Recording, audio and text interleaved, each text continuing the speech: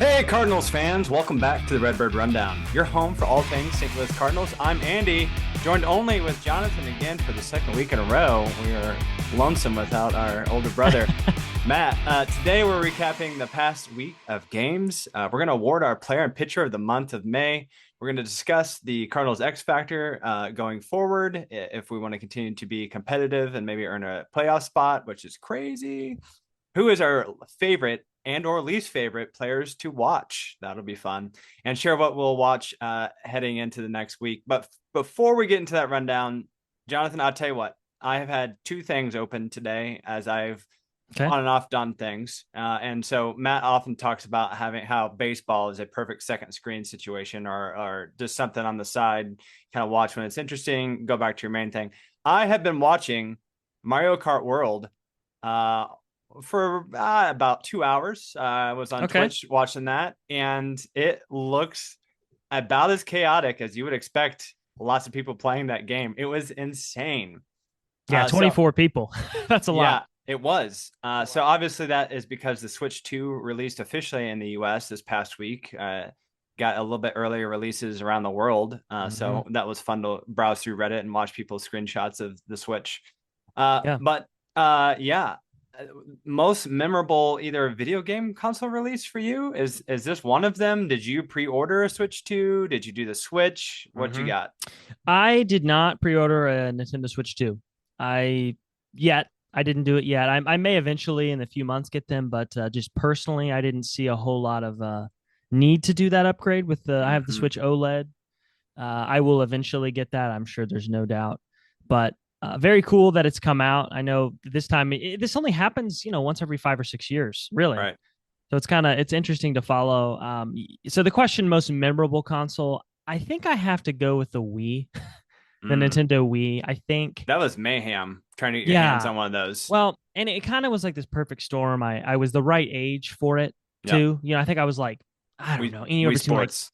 like 10 to like 13, just absolutely fired up. It was something totally different too, growing up with the typical controller, PlayStations and the Nintendo 64. So this was totally different. And I remember I didn't think I was going to get one, but we got surprised with one on Christmas. And that still is a fond memory of mine, just thinking because that was like, you could not find them. Yeah, I'm pretty sure our stepdad, like it was like a hunt for it, right? Like that, there was a big story, if I recall correctly. It's been some years since that happened. And e-commerce back then was not what it is today. So you had to just like, let's go to Kmart. Yeah, Kmart rip, right? But let's go to Kmart. Yeah. So speaking of that, and I might lose a portion of our listeners because between the three of us two are definitely those who would play the games for the longest, video games, that is. Oh yeah. And Matt can definitely hold his own, but I think I wouldn't say necessarily there's a video game console. Can't think. That's a good one with the Wii. I totally forgot about that. That's a good memory. I don't know if there's ever been a console I have ever like dripped over, like I can't wait. On the console side, I'm more on I'll wait a few months or I'll wait and let everybody else, which is primarily what I do with most things like video game related. Like if a game comes out and it's super hype, I usually don't ride the first wave. Like I'm usually not. However, there is something near and dear to my heart when I thought of this and the Switch 2 coming out and watching Mario Kart, of that, like, I don't know, and listener, forgive me if you have never, has there ever been anything more pulling to me than like staying up for like 24 hours straight playing WoW whenever a new expansion came out? That, in my mind, is like the nostalgia of what people talk about. And when you have kids, or when you talk to my kids, there's something that's going to be missed out on, like going to a physical store to go get the physical copy, not a digital copy of a game, and just being in, and you don't have to, listener, you don't need to know everything about World of Warcraft. It just is just like a family of people. And there's just people, it's like going to a midnight movie release, right? Of like a really big franchise like Star Wars. And you just expect who's going to be there. And there's just this weird energy of like, people are like, Loktar, oh God, Yeah. And so I have distinct memories of World of Warcraft expansions coming out, Mm-hmm. and me blocking off like I be in my early 20s at this point, working way through college, and I was maybe working at Staples part time or Yeah. something like Yeah. that, Oh, sure. making sure that I had enough PTO to like just that's No when I life took it. it. I Yeah. absolutely I did that I think 3 times in my life. Right, the last one was over COVID, where I no lifed it, and I apologized to my wife. Like Mm-hmm. I did like all the chores before and after, like to make sure that like I'm going to be a parasite on society for Yep. a little bit here. And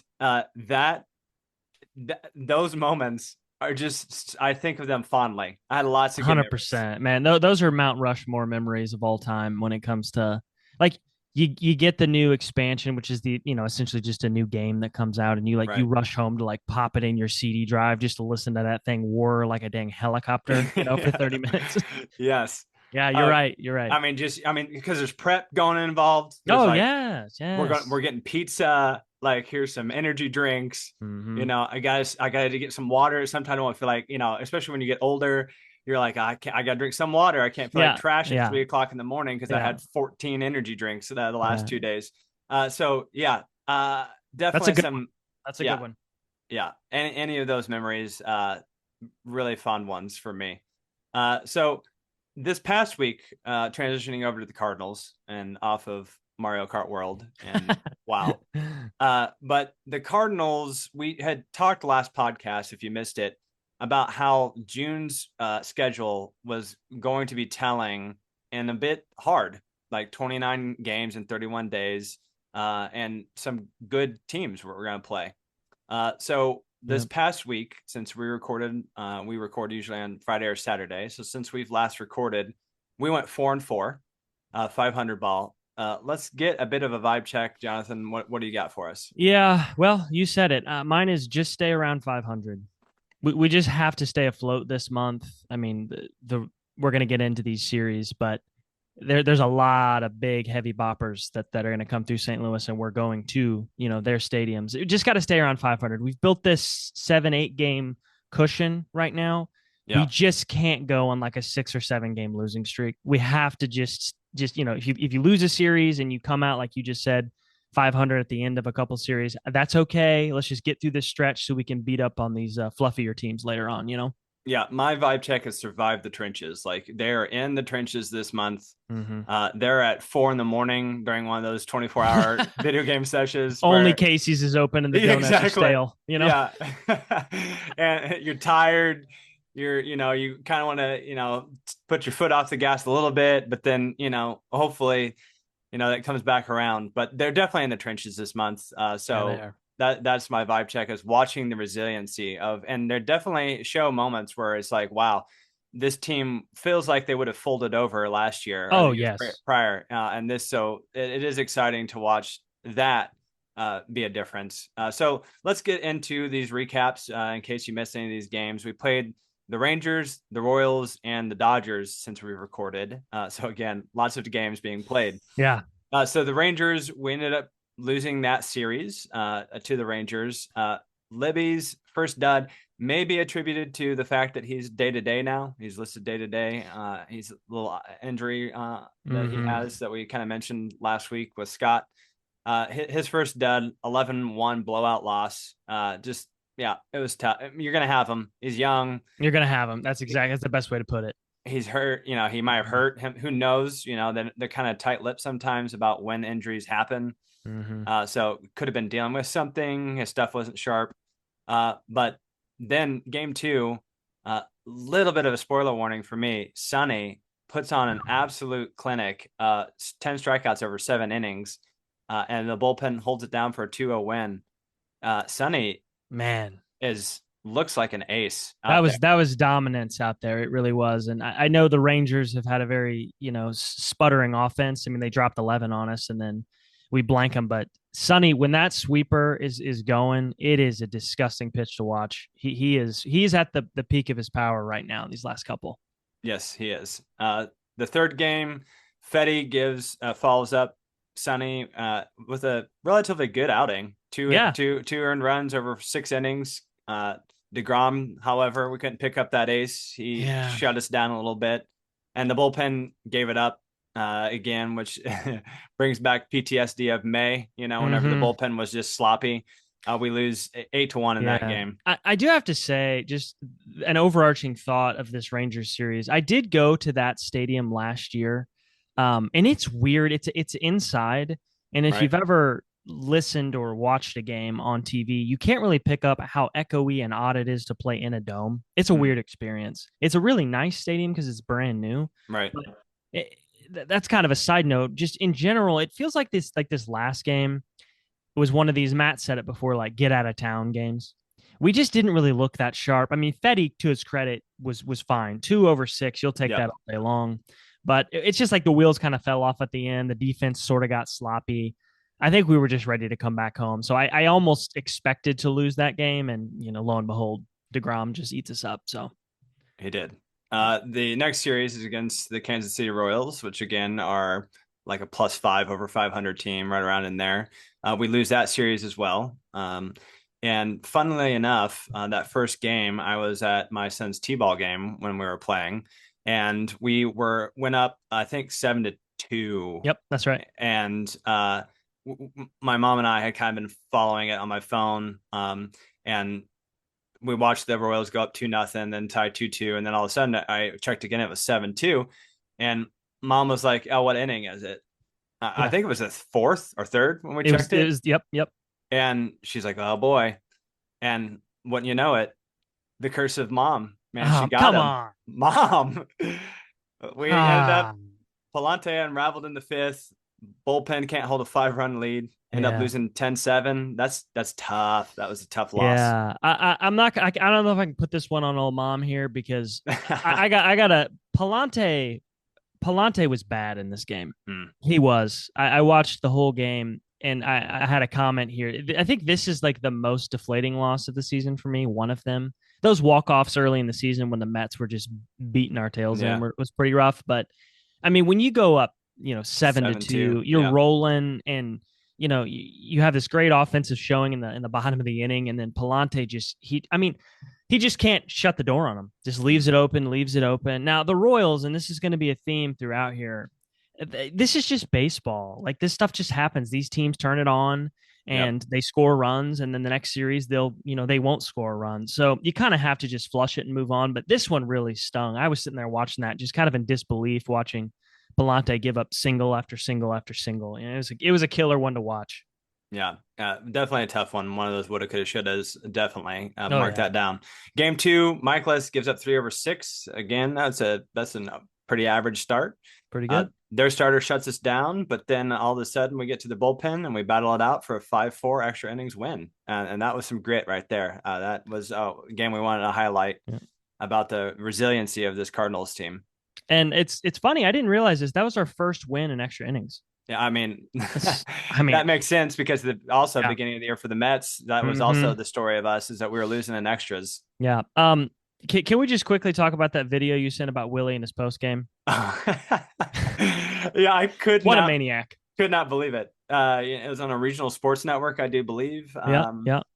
You'll have to go up and look it up, listeners. He's got some colorful language in there. That's Yeah, for sure. if it's up there, like, I mean, it was on True, Reddit for true. sure. I don't know if you'll find it on YouTube. If Uh, you listen to it though, it's like he's so amped up on his yeah, emotions. It's like he doesn't even know what he's saying. yep. It's honestly hilarious to watch. It really is.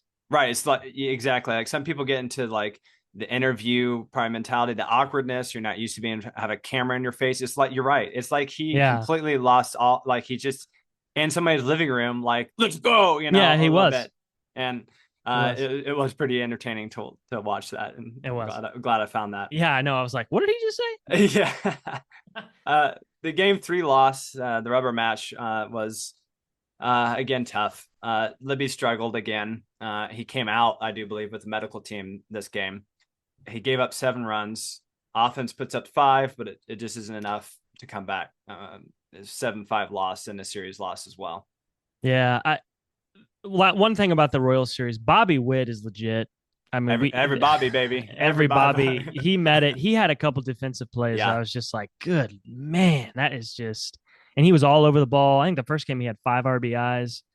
I will I'm not say, really, yeah, yeah. Go ahead. to counter that, isn't Was it the game that we won where Bobby misplayed a turn two situation? Like it Yeah, he kind goofed off of. his glove, Yep.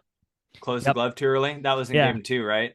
Sorry, Bobby, can't be perfect. Not every Sorry. Bobby. That's right. Hey, I'm not really worried about Libby though. I mean, if he's Yeah. hurt, I'm worried. He was throwing 89-mile-an-hour fastballs, and I was getting like reminiscing thoughts of like Wainwright in his last year throwing batting practice. Yeah. Uh, but he just needs to adjust. He talked after the game that he felt like his mechanics were all over the place.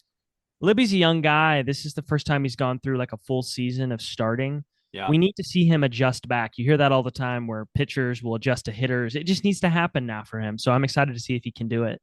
So honestly, if we would have had a vibe check right then after a Rangers Royals series losses, going with the Dodgers coming to town, I was like, my vibe check would be like, oh boy, that's Well, what the vibe check that would would have have been. been it'd have been like we can't have this slide. Like don't fall off a cliff here. And well, we have not. We're 2-0 on the Dodgers with the third game being played for us tomorrow. McGreevy's going to be pitching that game. That'll be exciting to watch him go out there and see what he can do against these Dodgers, who are kind of slumping. The Yeah. Yoho sales that I get to see, the Seas I sail, it was a Dodgers Mm-hmm. uh, cast today, and they were lamenting about scoring with runners in position, scoring position. This Dodgers team is in a slump. So they also have, I believe, I read an article where they put another pitcher on the disabled list. I think that is Yeah. 14 pitchers. What a time to play the Dodgers, I guess, if they're I slumping and there are 14 pitchers out. I was gonna say this was probably the best time. I do feel for McGreevy tomorrow. I hope that the slump continues one more game Yes. because you might have this hornet's nest that's been kicked Yes. here. And poor Michael's going to come up from AAA and feel the full force of it. I hope not. I mean, he's been awesome. Yeah, Shohei's been Michael, quiet. Yeah, I'm Michael just might be worried. due for a bit of like a start where he's not awesome. Yep. And you're facing the top three of their order who are going to the Hall of Fame. But anyway, Yep. So Sonny again silences the Dodgers in that first game. Throws man, 6.1 innings, 5 Ks. Offense puts up 5-0. Shut him out. Bullpen shut him kept the out. shutout. Sonny again. That's like 4 or 5 in a row where he's been awesome. He has. It really has been ace stuff. Yep. The game today for us was, as we said before we recorded, it kind of felt like on both sides at the end of the game. First of all, it was going extremely quickly. Oh Like my I was gosh. watching Mario Kart World and I was like, "Well, that's a whole inning. What happened?" Honestly, like I was like, look back over and it was the top of the fourth, and I just watched the top of the third. Yamamoto was destroying us. Fetty also answered. Fetty was too. He did. He did. Give him his credit. Six shutout innings, wasn't quite as dominant as that, but we got, I don't know, like little league baseball in the eighth and ninth innings there. It was very odd. I thought there's no way the Cardinals are about to win a game against the Dodgers with the only run scored off of an infield single.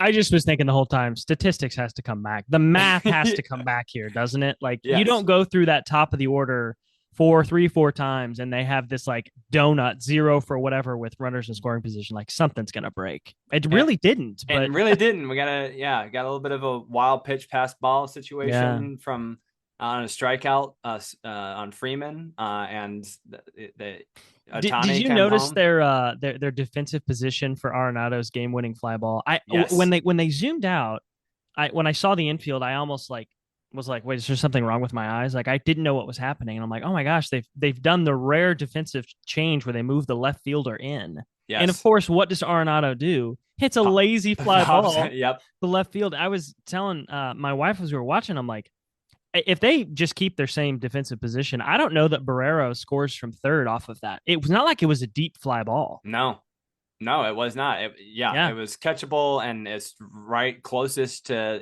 home. Yeah. On the left field side.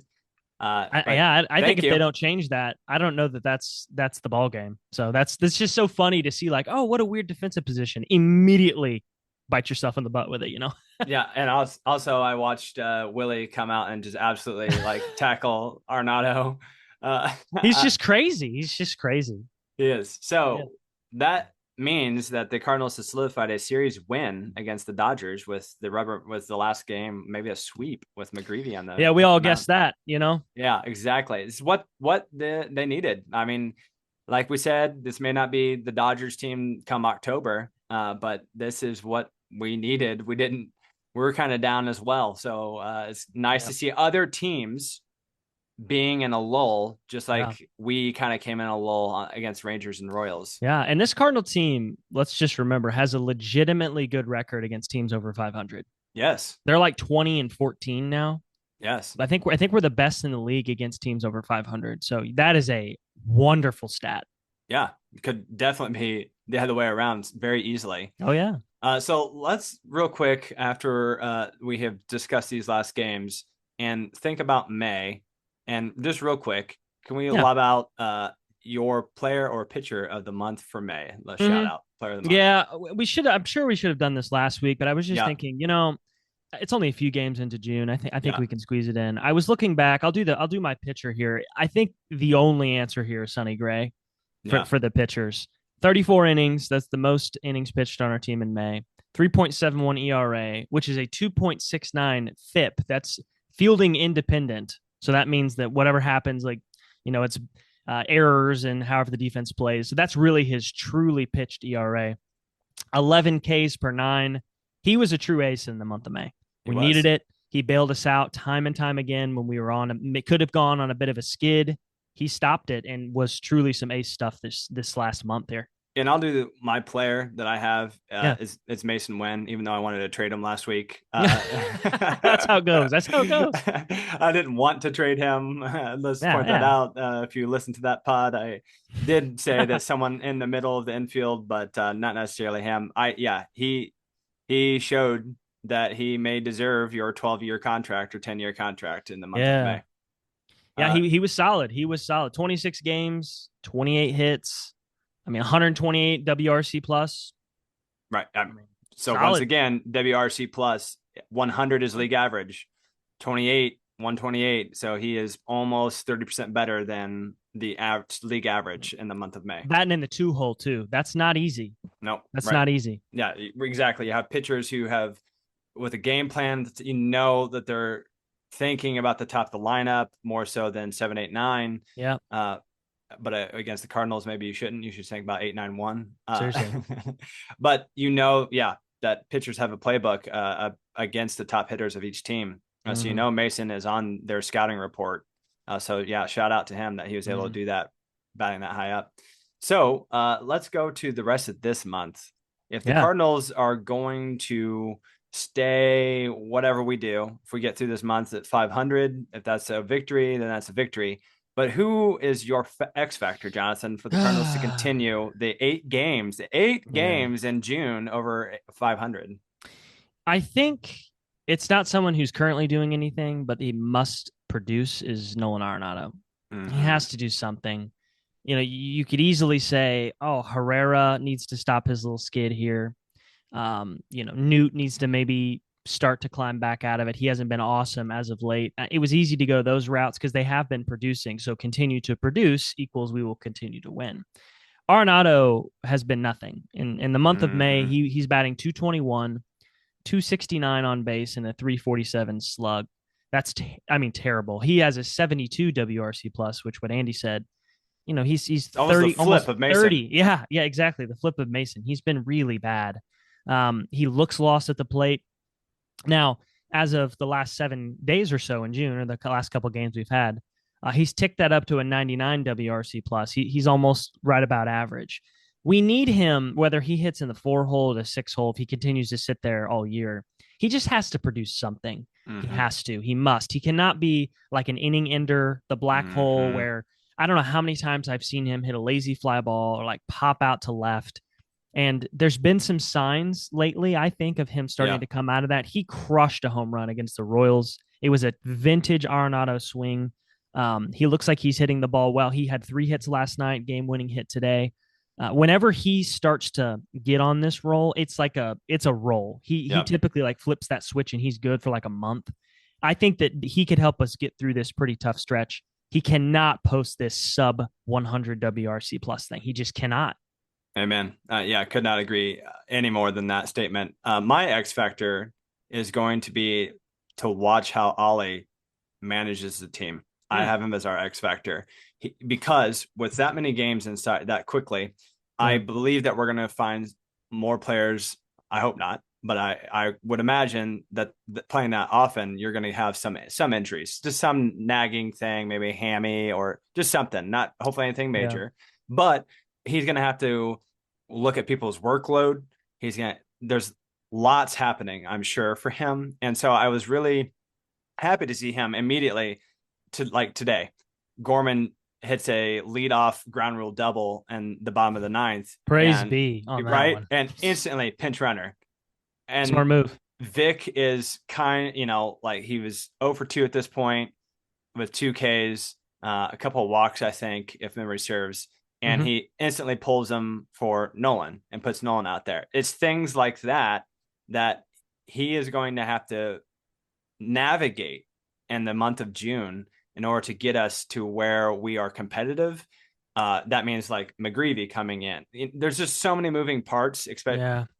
That's what I have for him is that Ollie is going to have to show some colors here.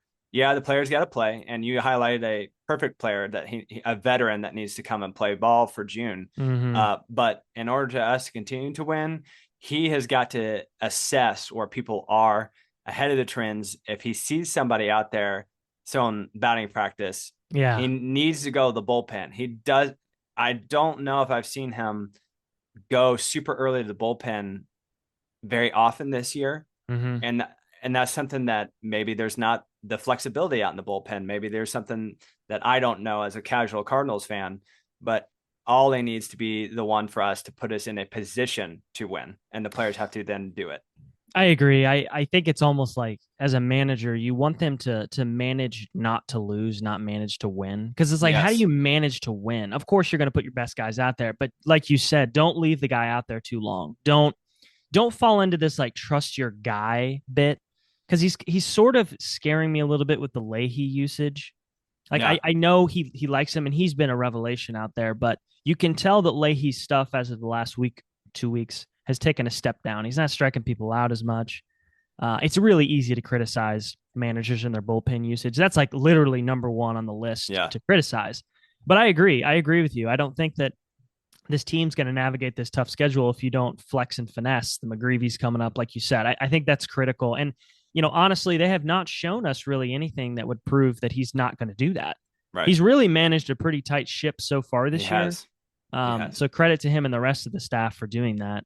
Yeah. So I guess my sub X factor between after Ollie is the injuries. That's exactly what I was going to say. Yeah. Was it? It was. Yeah. Yeah. I think we have, again, remained relatively unscathed for the most part, other than a few players who have been hurt. But if it gets too bad to where Ollie has his hands tied and he's pulling people up that haven't had a hit since last July. Yeah. What's his name? Played right field. Oh, Valade. Ryan yes, Valade. Yes. They literally turned it on. That's the stat was like, hadn't had a major league hit in 1 year. I was like, oh my gosh. Let me out there. What's he making this game? I'll go out there and do that. Okay. In his defense, he's been in the minor leagues a lot, but that is just absolutely hilarious to hear that. That was the stat. I knew that obviously it must have been the minors, but golly, call me up. Doesn't that have to feel good? Like you're back in the majors after a year, and like the commentators like this guy hadn't gotten a hit in literally 365 days. Like thanks, buddy. Yeah, agreed on that. You just said the Dodgers 14 pitchers are on the IL. Yes, that's absolutely that's insane. And it scares me that when those pitchers are back, how much better they will be, right? And them just staying afloat, they still have a better record than us, but I can't think about that too much. But no, we have been so lucky this year with the injuries, especially with our pitching staff. Yes. I mean, I can't honestly, there hasn't been anybody, right? I'm knocking on wood here, but when that happens, I think if we're in contention here as we continue to hopefully keep winning these games, you're going to have to see like the Quinn Matthews type guy come up sooner and not like these random, maybe worse. Like, okay, take Ryan Valade as an example. He's just like a journeyman guy who's been down in the minors and the majors a few times. If we had like a top prospect down there, you might have called him up in right field. We just don't have that. So if you lose, like if Liberatore goes on the IL, this might be the time to see somebody like, well, it'll be McGreevy, but who's the next up? I guess what I'm trying to say is you're not going to see like these randos coming up. I think they're going to be forced to pick these dudes who maybe have a higher upside, especially if we're winning. But I agree with you. The injuries, if we stay as healthy as we have been, that's a huge boon for us this year. It Yeah, is. again, knock on wood. But Yeah. imagine that Sonny goes out for Oh, like a month or something like that, and you got 5 starts that were missing from him. He's like 7-1 or 8-1 or yeah. something like that. Just imagine that. Like, so that will tie in currently my favorite person pitcher to Yeah. he pitched while we were there for the game. And then I feel good right now. Every single time I see him, like I look at the schedule, I'm like, oh, this is Deb. Sonny's in. That's what he's commanding right now. Mm-hmm. He looks pretty good right now, and I'm gonna ride Oh that. yeah. So that was my favorite pitcher of the month to watch, just because, hey, he looks like a number one. Which then also Yeah. going back to last week's pod, uh, how long the Cardinals have this like secret ingredient where they kind of toss out how old is Sonny? I think he's Yeah. 35. 30. I think Yeah, he's he's 35. the same age as me. Ancient. Ancient, old man, right? But how long, how many years, like if somebody wants Sonny, he's 7-1. Let's say Yeah. it's somebody who wants to make a really hard World Series push and needs to shore up maybe a third starter. Maybe Mm-hmm. Sonny's a third start. Do we trade him? And I hate to butt into the Yeah. last, but you know what I mean? Like Mm-hmm. I don't want to because he's vital for us. But if you are the GM and you're thinking, okay, this guy's 35. Some people want him because he's pitching out of his mind. How many more Mm-hmm. years is he going to be able to do this? Or do I get something, some return for what he is showing? There's gonna be a fascinating bunch of discussions around the trade deadline. If we're good, it's gonna be Mm. really hard because what do you do? If we're not as good, it's gonna be a fire sale. Um, but I agree with you about Sonny being super exciting. That was your favorite pitcher to watch is Yes. Sonny. Yeah, Yes. I don't disagree with you. I was doing a little bit of research on Sonny too. I have a different pitcher, but just to help your thought here. So that sweeper we talked about earlier has a 50% K rate this year. Wow. 50%, and opponents are batting 138 against it. Wow.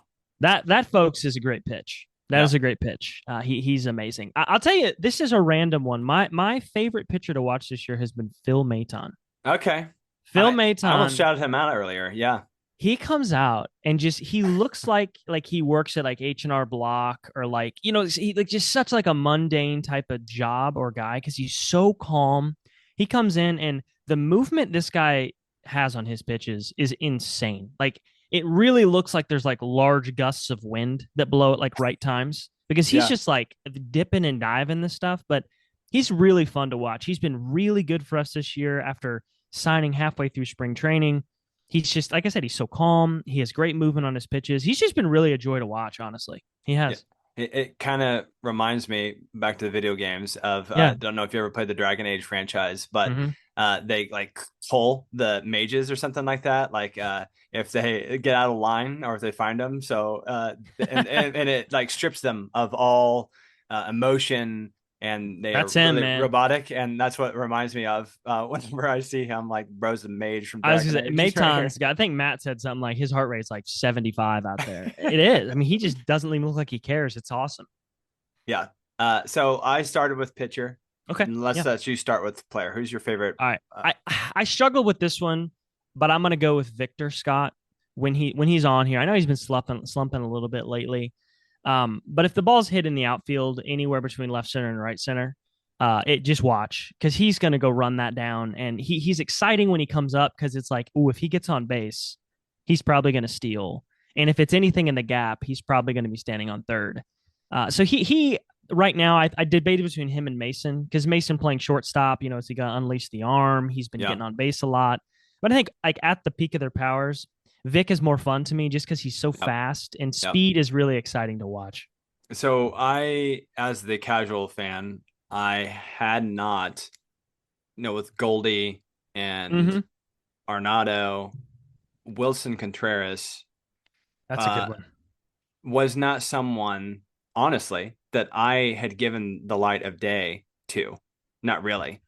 Yeah. It was like Yachty's replacement to me. Like, you know what I mean? Like, I didn't allow him as a casual fan. I didn't give him the time of day to like make an impact on whether I like him or not. Yeah. And then just watching him recently and giving him this year as I follow the Cardinals a little more closely, wasn't super great look for him at the beginning of the year. I still was like, oh my gosh, this Yeah, guy. he And was you guys were like, oh no, Willie's fun. Like, give him a chance, give him a chance. And I was like, oh, okay. yeah. I see it now. I see why, what you guys were telling me at the beginning of the year of watch Willie. It's fun. Willie, when he gets on, he's like a little Juan Soto, a little like, don't care. Yeah. Obviously that interview, if you guys go find it, he does not care.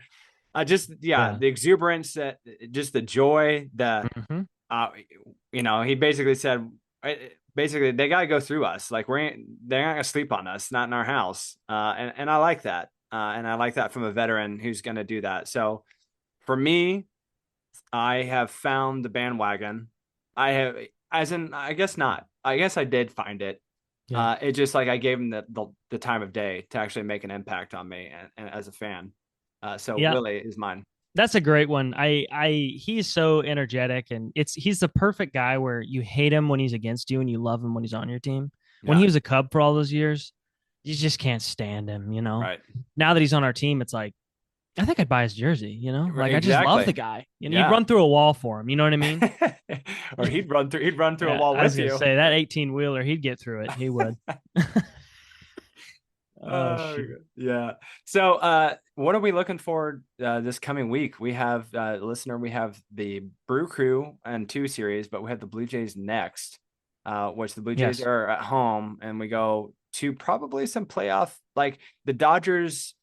These last 2 games have felt like playoff intensity a little bit. Yeah. So, Yeah. yeah, like the atmosphere is like intense, and people are like standing on their feet Yeah. at these games. Like it's palpable rather. So I would imagine for me, if I'll go first with the Yeah. Brewers, I'm going to see away playoff intensity. Let's see what they're made of. Let's see if they can what are we going to do? So I'm going to see how they respond to a hostile playoff experience, because I would imagine that's what they're going to kind of get up there in Milwaukee. I agree. I'll start with the Brewers, and I think you're right. The Brewers Cardinals series are always really competitive. They have been for the last couple of years. That's a big series. A lot of NL Central implications on the line with that, even this early in the season in June. But with the Brewers series, I want to check in on Arenado to see how he looks since this Royals series. I've kind of snapped this line to see where he was with the Royals. So that's about 10, 12 games or so, or about 10 games to the end of the Brewers series. How does he look? Is he looking better, or does he still like he's kind of sputtering at the plate? That's specifically what I'm looking for in Milwaukee.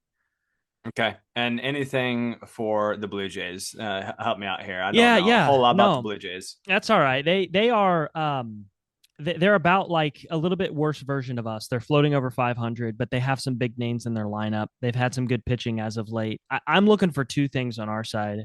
Well, it's really 3. I want to see adjustments from Libby, like I talked about earlier. Yeah. You'll see his start here again. And Leahy, Libby for sure, but does Leahy continue to kind of be this shaky? He's leaving a ton of sliders up in the zone.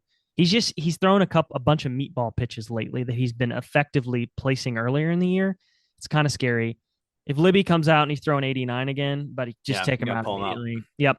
The last thing I'm looking for is I want to watch Vic's swing path, because he has hit about 30 ground balls to the second baseman in the last like 30 attempts. It's really sad. Like it's the same result every single time. He's really slumping. He looked very, very confident in the beginning of the year, and I would love to see him get back to that. So I really want to watch and see, because I think he's earned, and Ollie has, I think, shown that he's going to give him the leash to just learn and sit here and struggle if he has to. Right. So I want to see if Vic can bounce back. Because like you said, who else are we going to pull up and replace him out in the outfield? Ryan Valade had to have a hit. 600 days. Pulled up this guy, Andrew Smith. It looks like he's never had a hit. No, I hadn't picked up a bat. What does that say? 7 years? Yeah, he'll be fine. Played slow pitch softball in North Carolina with his brothers. Yeah. What? Yeah. So those are good things to look for. Definitely. Little vibe check, pulse check on Arenado for the back half of the week, and Vic kind of watch what he's doing at the plate. And they're both good teams. This is the June slog we've talked about. These are not the Blue Jays are second in the AL East behind the Yankees. So I mean, they're not the basement dwellers this year. That'd be the Orioles and, surprisingly enough, the Boston. It would be nice too, just to kind of preview in a couple of weeks. The Cubs are coming soon. Yeah. That series is coming. Winter's coming. Be nice if we were close in records, like just to see, like could we overtake them or get close to them? That would be really exciting. Those games at Busch will be sold out, I guarantee. Oh that. Yeah. 100%. Yeah, I would agree with that, because the Brewers, it's the same thing for them. They're only 2 games behind us right now. Yeah. So we have another series but it could be to where, that's what I mean. That intensity could be there. Like this for them could be overtaking us for second behind the Cubs. So that series for them is what our series could be with the Cubs coming to town. So I agree. Definitely some good baseball. If you haven't been tuning in to games, I would suggest you to watch them. Put them on that second screen. Maybe watch some Mario Kart World on the other one. But watch it because it's intense, and they're playing at a better clip than they have in the last couple of years. So that's just a plug from a casual Cardinals fan, is to actually do some watching there. See what Willie's going to do in the post-game interview. You never know. Amen. You never know. So with that said, thanks for tuning in to the Redbird Rundown, your go-to source for St. Louis Cardinals baseball. Subscribe, rate, and review the show to help us grow. Follow us on Twitter, Blue Sky, Facebook for the latest news. Keep those rally caps on, and let's go Cards. Wow. Vote Tar, oh God.